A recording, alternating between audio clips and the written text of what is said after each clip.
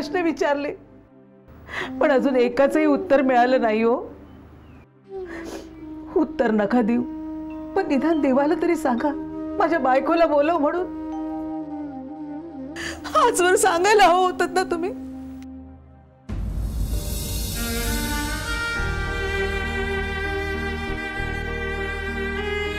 तेव्हा म्हणायचं तू नसलीस की करमत नाही. मग आजवर माझ्याशिवाय कसे राहिलं तो? मला तुझ्याशी बोलायचं नाहीये, मला खूप काम आहेत. आजी का खोटं बोलताय? एवढा वेळ तुम्ही बसून होतात, मला बघितलं आणि दरवाजा लावून घेतला. हो, दार लावलं. तुला काय करायचंय? तू जा बाबा इथून.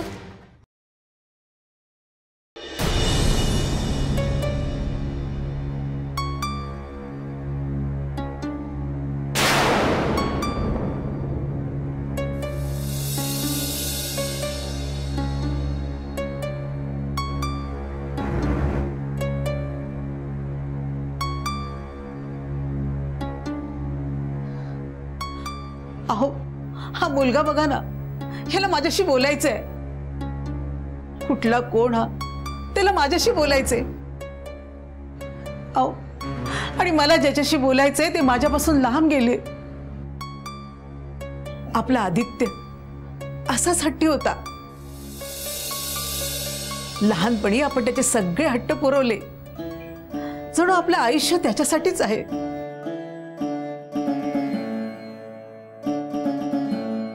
पोटाला चिमटा काढून आपण त्याला शाळा शिकवली आणि त्यानंच आपल्याची शाळा केली.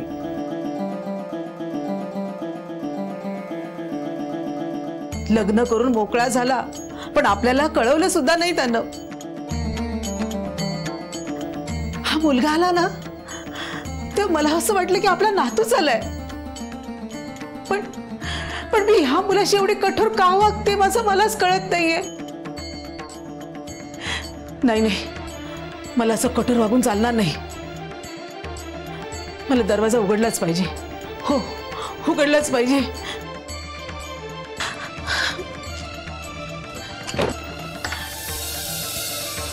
पोरा, पोरा, पाय खाली सोड, पाय खाली सोड. अरे अरे, असं का वागतोयस तू? आजी, आज मी ठरवूनच आलो की तुमच्याशी बोलल्याशिवाय परत जाणार नाही म्हणून. अरे, तुला एवढं काय बोलायचंय माझ्याशी, सांग ना. आजी, आजी आत तर घ्या ना, खूप पाय दुखतायत माझे. अरे हो हो, विसरलेच. माफ कर हा, वेड्या आजीला माफ करा. चल चल चल, आज चल चल, आज चल चल चल चल चल.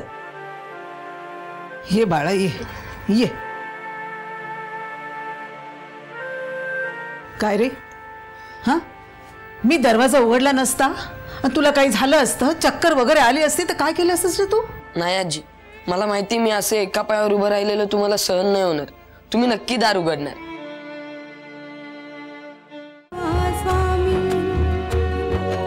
होय रे बाळा, होय. अहो, पाहिलत का, हाच तो मुलगा माझ्यासाठी एका पायावर उभा राहायला तयार झाला. काय रे, तुझं माझं नातं तरी काय? आजी आहात तुम्ही माझ्या. माझी आजी देवा घरी गेली आणि देवाने दुसरी आजी मला पाठवली. होय रे होय, मी तुझी आजीच आहे रे बाळा. पण पुन्हा असं वागायचं नाही. हं, याची गरज नाही पडणार आजी. पण आजी मला सांगा, तुम्ही शिकायला का नाही म्हणताय? हो, सांगेन, ह सांगेन. पण तुला भूक लागली असेल ना, मी काहीतरी खायला घेऊन येते. हा, नाही नको आजी, माझं पोट भरलंय. असं कसं? पहिल्यांदाच नातू माझ्या घरात आलाय, त्याला काहीतरी खायला द्यायला नको? थांब, मी आणते. हा, शिरा बनवून थांब.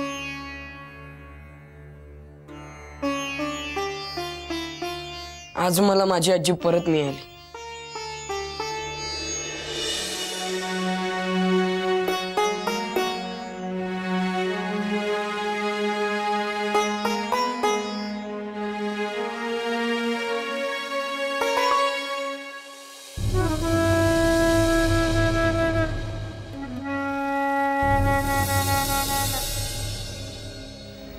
काय झालं?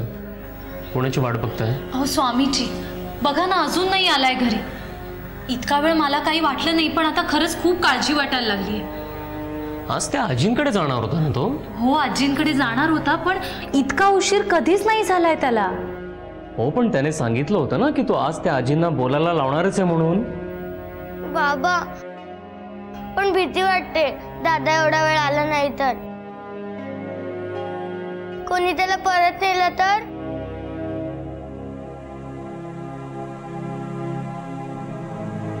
ए बेटा, असं काही होणार नाही. असं का कोण करेल सांग बरं. बाबा जेव्हा तुम्ही नव्हतात ना तेव्हा तर लोक स्वामी दादाला घेऊन गेलेले. तेव्हा तुम्ही असतात ना मग तुम्हाला समजलं असतं. मुक्ता, बाबांशी असं बोलतात का?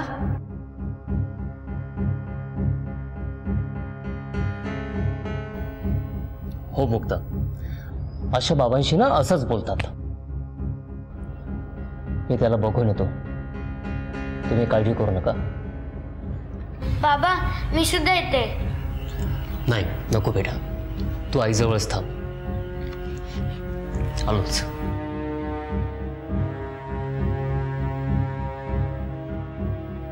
मुक्ता, बाळा, बाबा मुद्दामून नव्हते थांबले त्यावेळेस. त्यांनाही यायची इच्छा होती पण नाही जमलं. तू असं बोललीस ना म्हणून नाराज झालेत ते. माफ कर आई, बाबा आले ना मी त्यांची माफी मागीन. हो ग माझ्या बाळा.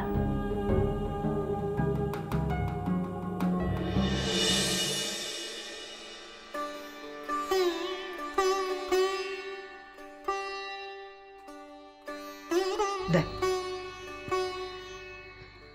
खा. ऐक.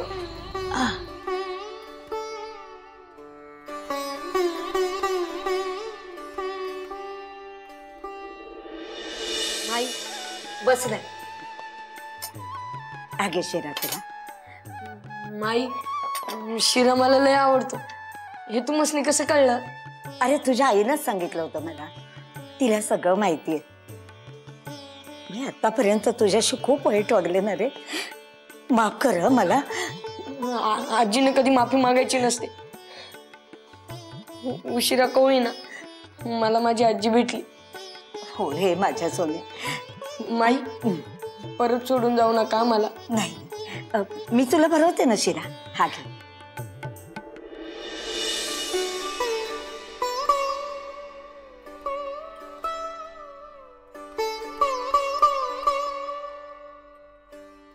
काय रे,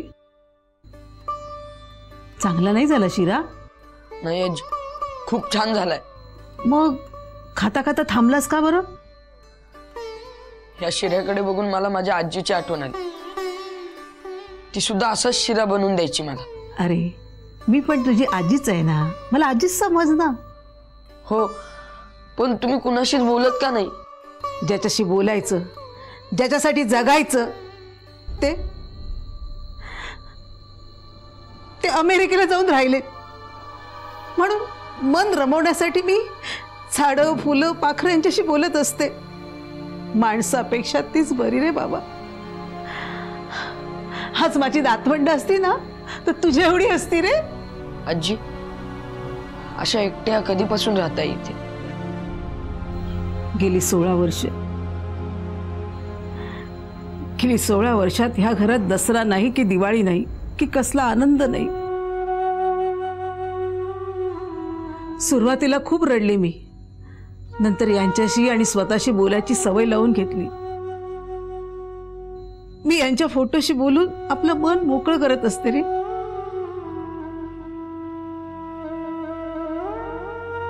आजी, पण आता ते नाहीये हे माहिती आहे ना? हो, ते या जगात नाही आहेत, पण माझ्या मनात आहे. फोटोचं निमित्त मात्र.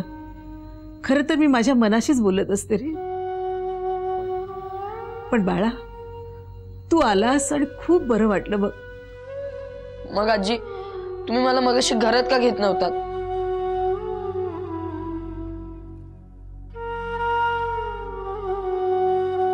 तुझी तळमळ मला पाहवत नव्हती रे. तुझ्यावर जीव लागला असता आणि तूही मला सोडून गेला असतास ना,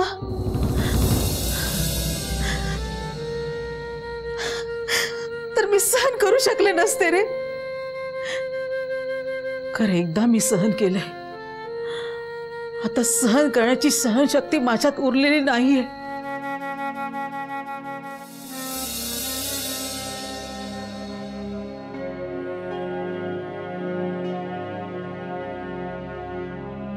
मुक्ता मुक्ता बाळा का रडतीयस? अगं येईल ना आपला स्वामी दादा. बाबा गेलेत की नाही त्याला घेऊन यायला? हा आई, दादाला कोणी परत घेऊन गेले तर? अगं असं काही होणार नाही. आणि कोणाची हिंमत आहे का आपल्या स्वामी दादाला घेऊन जायची? आई, मग स्वामी दादा आणि बाबा अजून आले कसे नाही? अगं चुकामुक झाली असेल त्यांची. ते येत असतीलच इतक्यात. हे बघ, तू काहीच खाल्लेलं नाहीयेस. थोडं जेवून घेतेस का?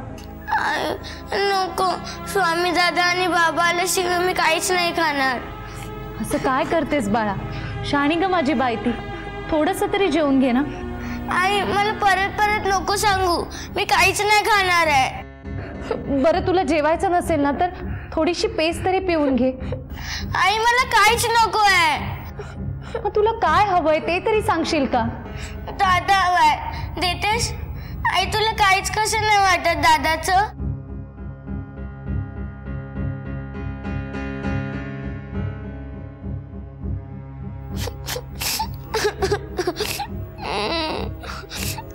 दादा,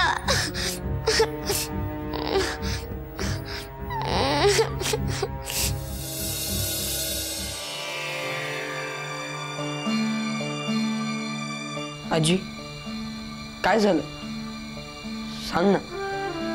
आणखी घरात कोण कोण राहतं? माझा एकुलता एक मुलगा आदित्य, अतिशय हट्टी पण निरागस. तो लहान होता ना तेव्हा घरात नुसता पळत राहायचा. घर कसं आनंदाने भरून जायचं. त्याचे वडील गवंडी काम करत होते. मग जास्त पैसे मिळत नसणार ना आजी?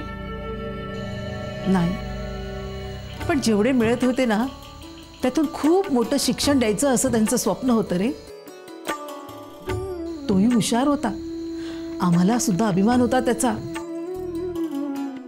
पण जे काही झालं ना त्यानंतर मुलगा म्हणून सांगायची लाज वाटते आम्हाला. का असं काय झालं आजी? पैशाची जुळवाजुळव करून आम्ही त्याला शिकायला अमेरिकेला पाठवला होता. त्यासाठी यांनी कर्जही काढलं होतं. त्याची तयारी नव्हती, कारण जाताना तो माझा मुलगा होता. पण गेल्यानंतर एका वर्षातच तो परका झाला. लग्न केलं आणि तिथेच संसार थाटला. हे गेल्यानंतर एकदा आला होता तो. तेव्हा गेला. ते गेली 16 वर्ष आपली आई जिवंत आहे की मेली हे सुद्धा बघायला आला नाही तो इकडे. म्हणजे 16 वर्ष तुम्ही एकटे आहात तिथे. आता मला समजलं की तुम्ही शिक्षण घ्यायला नाही का म्हणत होतात ते, आणि माणसांशी सोडून निसर्गाशी का बोलतात ते. पण आजी, आजोबा वारले तेव्हा आले होते ना ते. मग तुम्ही त्यांना थांबवलं का नाही?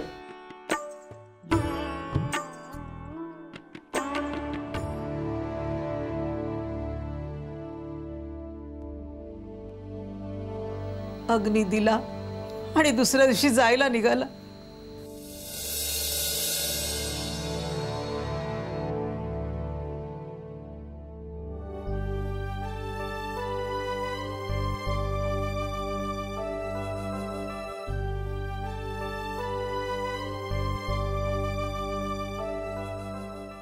आई, आई आता आम्हाला निघावं लागेल.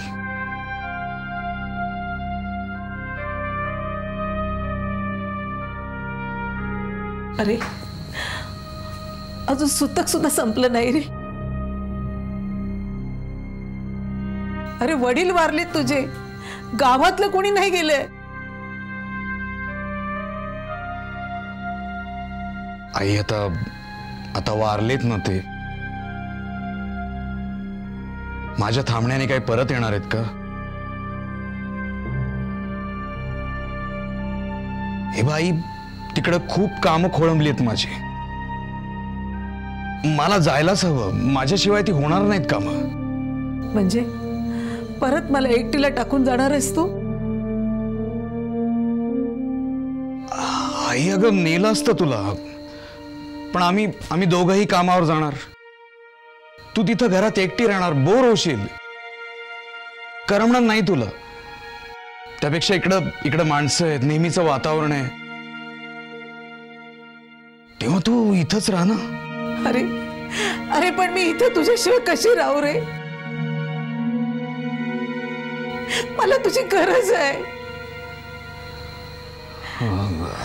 आई अगं असं तिकडचं सगळं सोडून एकदम इकडं कसं काय राहता येईल ना? हा, पुन्हा हिचे आई बाबा ते एकटे पडतील. तुझ्याशिवाय मी एकटी कशी जगू रे? सांग ना.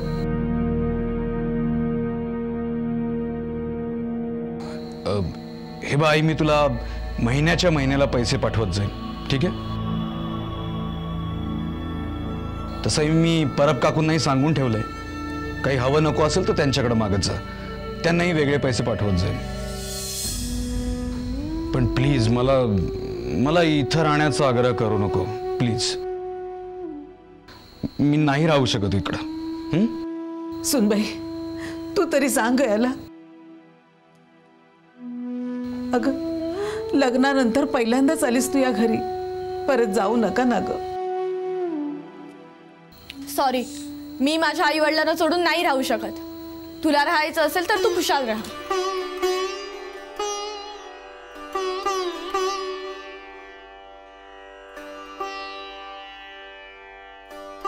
आदित्य आदित्य आदित्य आदित्य, नको ना जाऊ मला सोडून, नको ना जाऊ.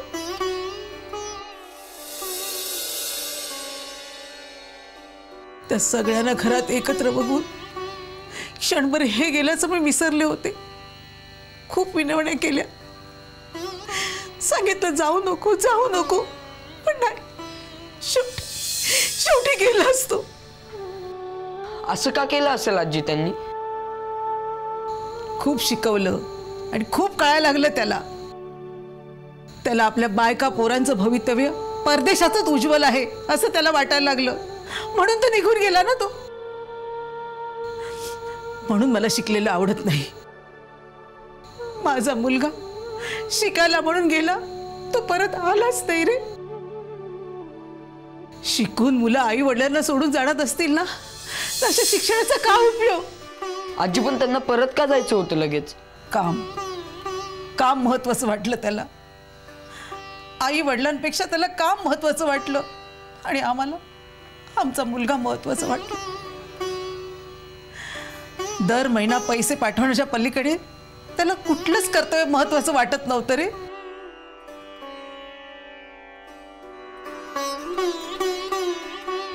मग आजी, तुम्ही इथे आजारी पडल्यावर तुमची काळजी कोण घेतं? शेजाऱ्यांना त्यांनी पैसे देऊन ठेवले, ते गाडीची सोय करतात, सगळी उठाठेव करतात. पण फक्त त्याने मोजलेल्या नोटांसाठी. नोटांची किंमत वाढली आणि नाती हाताच्या बोटावर मोजण्या इतकीच राहिली रे. दुखलं खुपलं तर दवाखान्यात जाऊन औषध पाणी करता येतं, पण आपल्या जवळच्या माणसाने मायेची पुंकर घातल्याशिवाय आजार कसा बरा होणार रे? आजी, तुम्ही खरंच खूप छान आहात. मला आधी वाटलं की तुम्ही खूप खडूस असाल म्हणून. वाटणारच रे, मी तुझ्याशी वागलेच तशी. ह्या 16 वर्षात इच्छा भावना सगळ्या मरून गेल्या. कुणाबद्दल प्रेम आपुलकी कधी वाटलीच नाही रे. पण आज तुझ्याशी बोलल्यावर तर खूप बरं वाटलं रे, मला खूप बरं वाटलं. तुला काय वाटतं? मला याचं काहीच वाटत नसेल का ग? आई माफ कर ग मला, मी सहज म्हटले. पुन्हा नाही बोलणार मी असं. आई तू खूप करतेस आमच्यासाठी. मुक्ता बाळा, तू मगाशी बाबा नाही तसंच बोललीस. अहो तो आपला नातूच आहे, एवढाच असेल ना तो. तोच भेटल्यासारखं वाटतंय बघा. कुठे असेल, काय करत असेल कुणास ठाऊक,